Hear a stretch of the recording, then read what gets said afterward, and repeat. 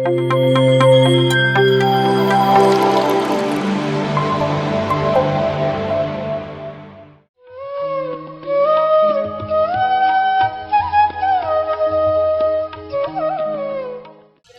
ಹೆಸರು ಚೂಡಾಮಣಿ. ನಾನು ಮೈಸೂರಲ್ಲಿ ಇರೋದು. ಅದೇ ನಾನು ಯೂಟ್ಯೂಬಲ್ಲಿ ನೋಡ್ತಾ ಇರ್ಬೇಕಾದ್ರೆ ಧ್ಯಾನದ ಬಗ್ಗೆ ಎಲ್ಲ ಬರ್ತಾಯಿತ್ತು. ಪಿರಮಿಡ್ ಮೆಡಿಟೇಷನ್ ಮಾಡಿದ್ರೆ ತುಂಬ ಒಳ್ಳೆಯದಾಗುತ್ತೆ ಅಂತ ಯೂಟ್ಯೂಬಲ್ಲೆಲ್ಲ ನೋಡ್ತಾ ಇದ್ದೆ. ಆವಾಗ ನನಗೆ ನಾನು ಧ್ಯಾನದ ಬಗ್ಗೆ ತಿಳ್ಕೊಬೇಕು ಅಂತ ಆಸೆ ಆಯಿತು. ಅದಕ್ಕೆ ಫುಲ್ ಎಕ್ಸ್ಪೀರಿಯೆನ್ಸ್ ಎಲ್ಲ ನೋಡಿ ಆಮೇಲೆ ಇಲ್ಲಿ ಮೈಸೂರಲ್ಲಿ ಎಲ್ಲಿದೆ ಅಂತ ನಾನು ಯೂಟ್ಯೂಬ್ ಹುಡುಕಿದೆ. ಅದು ಫೋನ್ ನಂಬರ್ ಚನ್ನಬಸವಣ್ಣ ಅವ್ರದ್ದು ಫೋನ್ ನಂಬರ್ ಸಿಕ್ತು. ಆವಾಗ ಅವ್ರಿಗೆ ಫೋನ್ ಮಾಡಿದ್ದಕ್ಕೆ, ಹೌದು ಮೇಡಮ್, ಇಲ್ಲೇ ವಿಜಯನಗರ 4th ಸ್ಟೇಜಲ್ಲಿ ನಮ್ಮ ಮನೆ ಇದೆ, ಬನ್ನಿ ಅಂತ ಹೇಳಿದ್ರು. ನಾನು ಶನಿವಾರ ಫೋನ್ ಮಾಡಿದೆ, ಏಪ್ರಿಲ್ ತಿಂಗಳಲ್ಲಿ. ಆವಾಗ ಅವರು ಶನಿವಾರ ಮಾಡಿದ್ದಕ್ಕೆ ಭಾನುವಾರನೇ ಸತ್ಸಂಗ ಇದೆ, ಬನ್ನಿ ನಮ್ಮ ಮನೆಗೆ, ಆವಾಗ ಎಲ್ಲ ಜನ ಸೇರ್ತಾರೆ, ತುಂಬ ಚೆನ್ನಾಗಿರುತ್ತೆ, ಬನ್ನಿ ಅಂದರು. ಸರಿ ಅಂದ್ಬಿಟ್ಟು ನಮ್ಮ ಮಗ ಸುನಿಲ್ ಅಂತ ಅವನನ್ನು ಕರ್ಕೊಂಡು ಹೋದೆ ನಾನು.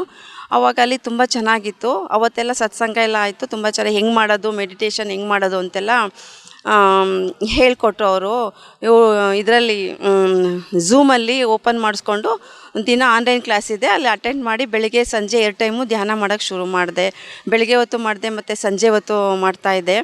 ಆಮೇಲೆ ಹುಣ್ಣಿಮೆ ದಿನ ತುಂಬ ಚೆನ್ನಾಗಿರುತ್ತೆ, ತುಂಬ ಶಕ್ತಿ ಬರುತ್ತೆ ಅಂತ ಅವ್ರು ಹೇಳಿದ್ರು, ಚನ್ನಬಸವಣ್ಣವರು. ಆವಾಗ ನಾನು ಹುಣ್ಣಿಮೆ ದಿನ ರಾತ್ರಿ ನನ್ನ ಮಗಳು ಲತಾ ಅಂತ ಅವಳನ್ನ ಕರ್ಕೊಂಡು ಅವ್ರ ಮನೆಗೆ ಹೋದೆ, ಚನ್ನಬಸವಣ್ಣ ಅವ್ರ ಮನೆಗೆ, ನಮ್ಮ ಮೈಸೂರಲ್ಲಿದೆ. ಅವ್ರ ಮನೆ ಮೇಲೂ ಪಿರಮಿಡ್ ಕಟ್ಟಿದ್ದಾರೆ. ಅದಕ್ಕೆ ಅಲ್ಲೋಗಿ ನಾನು ನಮ್ಮ ಮಗಳ ಜೊತೆ ಇದು ಮ್ಯೂಸಿಕ್ ಹಾಕ್ಕೊಂಡು ಪಿರಮಿಡಲ್ಲಿ ಕೂತ್ಕೊಂಡು ಧ್ಯಾನ ಮಾಡಿದೆ. ಆವಾಗ ಮಾಡಿದಾಗ ತುಂಬ ಚೆನ್ನಾಗಿ ಎಕ್ಸ್ಪೀರಿಯೆನ್ಸ್ ಆಯಿತು. ಆಗ ಎಲ್ಲಿ ಟೈಮ್ 1 ಅವರ್ ಹೆಂಗೆ ಹೋಯ್ತು ಅಂತಲೇ ನನಗೆ ಗೊತ್ತಾಗಲಿಲ್ಲ. ನನ್ನ ಒಂಥರ ನಮ್ಮ ದೇಹನೇ ಫುಲ್ಲು ತಾವರೆವು ಥರ ದೊಡ್ಡದಾಗಿ ಆಗೋಯ್ತು. ನಾನು ಇದೇನಿದು ಈ ಥರ ಆಗ್ತಾಯಿದೆ, ನನ್ನ ಹೊಟ್ಟೆ ಒಳಗಡೆ ಎಲ್ಲ ಒಂಥರ ನೋವು ಬಂದಂಗೆ ಆಯಿತು. ಏನಿದು ನೋವು ಬರ್ತಾ ಇದೆಯಲ್ಲ ಅಂತ ನಾನು ಸುಮ್ಮನೆ ಅದನ್ನು ತಡ್ಕೊಂಡೆ. ಒಂದು ಸ್ವಲ್ಪ ತಡ್ಕೊಂಡ ತಕ್ಷಣ ಅದು ಮೂಲಾಧಾರ ಚಕ್ರ ಅಂತ ನನಗೆ ಅರಿವಾಯಿತು.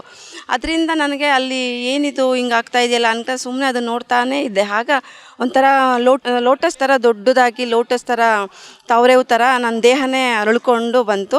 ಅದು ಭೂಮಿಯಷ್ಟು ದೊಡ್ಡದಾಗೋಯ್ತು. ಇದೇನಪ್ಪ ಈ ಥರ ಆಗ್ತಾ ಇದೆಯಲ್ಲ ಅಂತ ತುಂಬಾ ಒಂಥರ ಆಶ್ಚರ್ಯವಾಗಿ ನನ್ನ ಆ ಲೋಟಸ್ ಮೇಲೆ ಕೂತ್ಕೊಂಡು ಧ್ಯಾನ ಮಾಡೋಕ್ಕೆ ಶುರು ಮಾಡಿದೆ.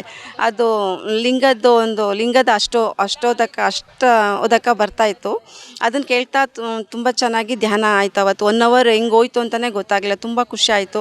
ಹಂಗೆ ಮನೆಗೆ ಬಂದು ದಿನ ಬೆಳಗ್ಗೆ ಸಂಜೆ 2 ಟೈಮು ಧ್ಯಾನ ಮಾಡೋಕ್ಕೆ ಶುರು ಮಾಡಿದೆ.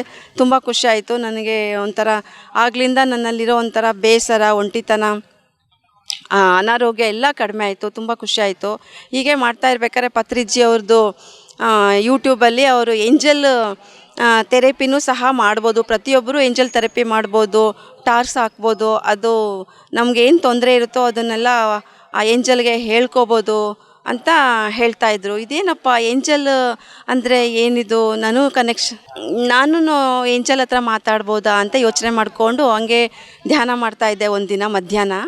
ಆಗ ಏನಿದು ಏಂಜಲ್ ಥೆರಪಿ ಅಂದರೆ ಏನು ಅಂತ ನಾನು ಯೋಚನೆ ಮಾಡ್ತಾಯಿದ್ದೆ. ಹಾಗೇ ಧ್ಯಾನ ಮಾಡ್ತಾ ಇರ್ಬೇಕಾದ್ರೆ ನಾನು ಮೇಲೆ ಭೂಮಿ ಮೇಲೆ, ಆಕಾಶದ ಮೇಲೆ ಹೋಗಂಗೆ ಆಯಿತು. ಆಕಾಶದಲ್ಲಿ ತೇಲ್ತಾ ಇರೋ ಥರ ಅನುಭವ ಆಗೋಯ್ತು. ಇದೇನು ಆಕಾಶದಲ್ಲಿ ತೇಲ್ತಾ ಇದ್ದೀನ ನಾನು ಅಂತ ಅನ್ನಿಸ್ಕೊಳ್ತಾ ಇದ್ದೆ. ಹಾಗೆ ಅಂತ ಇದ್ರೇ ಅದು ಏಂಜಲ್ ಥರ ರೆಕ್ಕೆಗಳ ಥರ ಬಂತು. ನನ್ನ ದೇಹದಲ್ಲಿ ರೆಕ್ಕೆಗಳು ಬಂತು ಮತ್ತು ಏಂಜಲ್ ಥರನೇ ಆಗ್ತಾ ಇದ್ದೀನಿ ನಾನು. ಹಾಗೆ ತೇಲ್ತಾ ಇದ್ದೀನಿ. ಇದೇನು ಏಂಜಲ್ ನಾನೇ ಆಗಿಬಿಟ್ನಾ ಅಂತ ತುಂಬ ಖುಷಿ ಆಗ್ತಾಯಿತ್ತು. ಏಂಜಲ್ಲು ನಾನೇ ಆಗ್ತಾಯಿದ್ದೀನಿ, ಇದೇನು ನನ್ನ ದೇಹದಲ್ಲಿ ಏನೋ ಒಂದು ಶಕ್ತಿ ಇದೆ ಅನ್ನೋ ಭಾವನೆ ಬರ್ತಾಯಿತ್ತು. ಹಾಗೆ ಧ್ಯಾನ ಮಾಡ್ತಾನೇ ಇದ್ದಾಗ ನನ್ನ ಶರೀರದಲ್ಲಿ ಒಂದು ಬೆಳಕು ಬರ್ತಾಯಿತ್ತು. ಅದು ಏನಪ್ಪ ಬೆಳಕು, ಇಷ್ಟೊಂದು ಬೆಳಕು ಬರ್ತಾ ಇದೆಯಲ್ಲ, ಕಣ್ಮುಚ್ಕೊಂಡು ಕೂತ್ಕೊಂಡ್ರೆ ಸಾಕು ಬೆಳಕು ಬರುತ್ತಲ್ಲ, ಏನದು ಸೂರ್ಯನಷ್ಟೇ ಪ್ರಕಾಶ ಇದೆಯಲ್ಲ ಅಂತ ನನಗೆ ಗೊತ್ತಾಗ್ತಾನೆ ಇರಲಿಲ್ಲ. ಆವಾಗ ಒಂದು ಸಲ ಕಂಡುಹಿಡಿಬೇಕು ಅಂತ ಚನ್ನಬಸವಣ್ಣವ್ರಿಗೂ ಹೇಳಿದೆ ನಾನು, ಈ ಥರ ಬೆಳಕು ಬರ್ತಾ ಇದೆ ನನ್ನ ದೇಹದಲ್ಲಿ, ಏನಿದು ಅಂತ ಹೇಳಿದಕ್ಕೆ, ಇಲ್ಲ ಮೇಡಮ್, ನೀವು ಧ್ಯಾನ ಮಾಡಿ ಗೊತ್ತಾಗುತ್ತೆ ನಿಮಗೇನೆ ಅಂತ ಹೇಳಿದ್ರು ಅವರು. ಆವಾಗ ಹೀಗೆ ಧ್ಯಾನ ಮಾಡ್ತಾನೆ ಇದ್ದೆ. ಇದನ್ನು ತಿಳ್ಕೊಬೇಕಲ್ಲ ನಾನು ಅಂದ್ಬಿಟ್ಟು ರೂಪಾ ವೆಂಕಟೇಶ್ ಅವ್ರದ್ದು ಎಪಿಸೋಡ್ ಕೇಳೋಕ್ಕೆ ಶುರು ಮಾಡಿದೆ. ಅವರು ನನ್ನ ಗುರುಗಳು ಪ್ರೇಮ್ನಾಥ್ ಸಾರ್ ಅಂತ ಹೇಳಿದ್ರು. ಅವ್ರ ಗುರುಗಳನ್ನ ಎಪಿಸೋಡ್ ನೋಡಿದ್ರೆ ನನಗೆ ಇದ್ರದ್ದು ನನ್ನ ಕ್ವಶನ್ಗೆ ಆನ್ಸರ್ ಸಿಗುತ್ತೆ ಅಂದ್ಬಿಟ್ಟು ಪ್ರೇಮ್ನಾಥ್ ಸಾರ್ದು ಎಪಿಸೋಡು ಕೇಳಿದೆ. ಆಗ ಅವ್ರು ಹೇಳ್ತಾಯಿದ್ರು, ನೀವು ಎಲ್ಲ ದೇವರುಗಳನ್ನ ನೆನಪು ಮಾಡ್ಕೊಳ್ಳಿ ಮತ್ತು ನಿಮ್ಮಲ್ಲಿರುವಂತಹ ಬೆಳಕನ್ನು, ಚೈತನ್ಯನ ಆ ಒಂದು ಬೆಳಕು ಕಾಸ್ಮಿಕ್ ಎನರ್ಜಿ ಬರುತ್ತಲ್ಲ, ಯಾವುದು ದೇವ್ರು ನೋಡ್ತೀರಾ ಆ ದೇವರಲ್ಲಿ ಕಾಸ್ಮಿಕ್ ಎನರ್ಜಿ ಅಲ್ಲಿ ನೀವು ನಿಮ್ಮ ಚೈತನ್ಯನೇ ವಿಲೀನಗೊಳಿಸ್ಕೊಳ್ಳಿ, ವಿಲೀನಗೊಳಿಸ್ಕೊಂಡು ಧ್ಯಾನ ಮಾಡಿ ಅಂತ ಹೇಳಿದ್ರು. ಆವಾಗ ನಾನು ನನ್ನ ಕ್ವಶನ್ಗೆ ಆನ್ಸರ್ ಸಿಕ್ತು. ಹಾಗೆ ನಾನು ನನ್ನ ಚೈತನ್ಯ ಅಂದರೆ ನನ್ನ ಬೆಳಕು, ಆ ಬೆಳಕನ್ನು ನಾನು ಎದುರ್ಕೊಳ್ತಾ ಇದ್ದೆ. ಆ ಬೆಳಕನ್ನು ನಾನು ಆ ಕಾಸ್ಮಿಕ್ ಎನರ್ಜಿ ಜೊತೆ ನಾನು ಹೈಯರ್ ಮಾಸ್ಟರ್ಸ್ ಜೊತೆ ನಾನು ವಿಲೀನ ಮಾಡ್ಕೊಂಡು ಧ್ಯಾನ ಮಾಡಿ ಅಂತ ನಾನು ಹಂಗೆ ಕೇಳಿಕೊಂಡೆ ಆ ಧ್ಯಾನದಲ್ಲಿ. ಆವಾಗ ನನಗೆ ಧೈರ್ಯ ಬಂತು, ಭಯ ಎಲ್ಲ ಕಡಿಮೆ. ತುಂಬ ಹೆದರ್ತಾ ಇದ್ದೆ ನಾನು, ಈ ಬೆಳಕನ್ನು ನೋಡಿ ತುಂಬ ಹೆದರ್ತಾ ಇದ್ದೆ. ಆ ಕಾಸ್ಮಿಕ್ ಎನರ್ಜಿ ಜೊತೆ ನನ್ನ ಬೆಳಕನ್ನು ವಿಲೀನಗೊಳಿಸ್ಕೊಂಡು ನಾನು ಧ್ಯಾನ ಮಾಡೋಕ್ಕೆ ಶುರು ಮಾಡಿದ್ಮೇಲೆ ನನಗೆ ಧೈರ್ಯ ಬಂತು, ಭಯ ಎಲ್ಲ ಹೋಯಿತು, ಬೇಸರಕ್ಕೆ ಹೋಯಿತು, ಒಂಥರ ತುಂಬ ಆನಂದ ಸಂತೋಷ ಎಲ್ಲ ಆಯಿತು. ಆಮೇಲೆ ಮತ್ತೆ ನಾನು ಬುಕ್ಸನ್ನ ಓದೋಕ್ಕೆ ಶುರು ಮಾಡಿದೆ. ಆ ಬುಕ್ಸ್ ಓದಬೇಕಾದ್ರೆ ಸೀತಾಯಣ ಬುಕ್ಕನ್ನು ಓದೋಕ್ಕೆ ಶುರು ಮಾಡಿದೆ. ಸೀತಾಯಣದಲ್ಲಿ ತುಂಬ ಚೆನ್ನಾಗಿ ನನಗೆ ಸಂತೋಷ ಸಿಕ್ತು. ಅದನ್ನು ಫಸ್ಟು ಸ್ಟಾರ್ಟಿಂಗ್ ಓದೋಕ್ಕೆ ಶುರು ಮಾಡಿ ಎಂಡಿಂಗ್ ತನಕನೂ ತುಂಬಾ ಕುತೂಹಲದಿಂದ ಓದೋಕ್ಕೆ ಶುರು ಮಾಡಿದೆ. ಆ ಸೀತಾಮಾತೆ ಎಷ್ಟು ಕಷ್ಟದಲ್ಲಿ ಎಲ್ಲ ಋಷಿಗಳ ಕಷ್ಟಗಳನ್ನೂ ಸಹ ಅವರು ಚಿಕ್ಕ ವಯಸ್ಸಲ್ಲೇ ನಿವಾರಣೆ ಮಾಡಿದ್ರು. ಅವರು ಹೊಟ್ಟೆ ನೋವು ಅಂದಾಗ ಒಂದು ಎಕ್ಸ್ಪೀರಿಯೆನ್ಸ್ ಹೇಳ್ತೀನಿ. ಹೊಟ್ಟೆ ನೋವು ಅಂತ ಋಷಿ ಹೇಳಿದಾಗ ಅವರು ಚಿಕ್ಕ ವಯಸ್ಸು ಹುಡುಗಿ, ಅವರು ಸೀತಾಮಾತೆ. ಆವಾಗ ಅವರು ಒಬ್ಬರೇ ಹೋಗಿ ಕಾಡಲ್ಲಿ ಹೋಗಿಬಿಟ್ಟು ಯಾವುದೋ ಒಂದು ಗಿಡಮೂಲಿಕೆಗಳನ್ನ, ಬಾತುಕೋಳಿ ಅದನ್ನು ನೋಡಿಬಿಟ್ಟು ಅವರು ಕನೆಕ್ಟ್ ಆಗಿ ಅದು ಹೇಳೋ ಥರ ಅನ್ನಿಸ್ಕೊಂಡು ಅವ್ರು ಕೇಳಿಸ್ಕೊಂಡು ಆ ಗಿಡದ ಮೂಲಿಕೆನ ತೊಗೊಂಡು ಬಂದು ಆ ಬಾತುಕೋಳಿ ಅವ್ರ ಹತ್ರ ಮಾತಾಡ್ತು.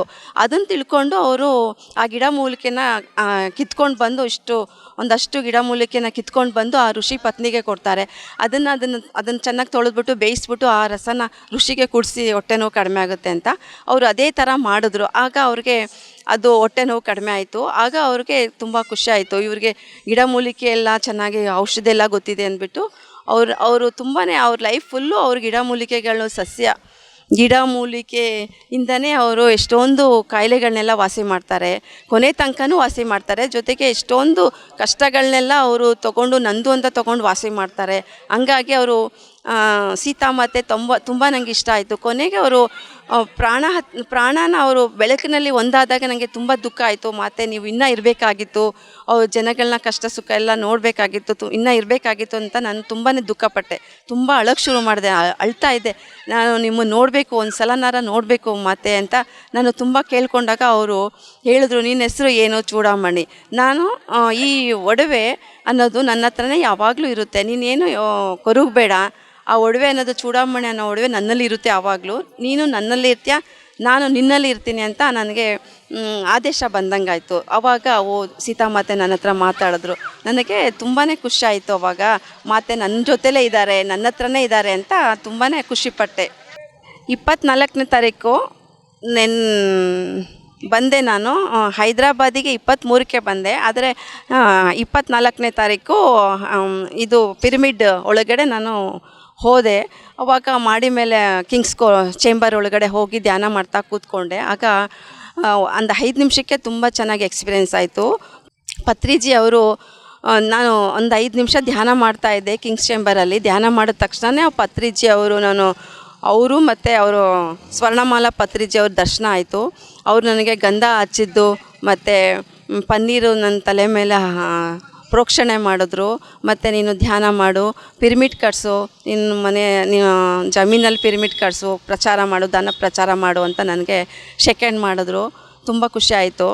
ನನಗೆ ಧ್ಯಾನ ಮಾಡ್ತೀನಿ, ನಾನು ಮತ್ತೂ ಜನಗಳಿಗೆ ಪ್ರಚಾರ ಮಾಡ್ತೀನಿ. ನನ್ನ ಕೈಲಾದಷ್ಟು ಎಲ್ಲರಿಗೂ ಧರ್ಮ ಪ್ರಚಾರ ಮಾಡ್ತೀನಿ. ಮತ್ತು ಪಿರಮಿಡು ಸಹ ಕಟ್ಸೋದಕ್ಕೆ ಟ್ರೈ ಮಾಡ್ತೀನಿ. PMC ಕನ್ನಡ ಚಾನೆಲ್ ಅನ್ನು ಲೈಕ್ ಮಾಡಿ, ಶೇರ್ ಮಾಡಿ, ಸಬ್ಸ್ಕ್ರೈಬ್ ಮಾಡಿ ಮತ್ತು ಮಾಡಿಸಿ. ಎಲ್ಲರಿಗೂ ಧನ್ಯವಾದಗಳು.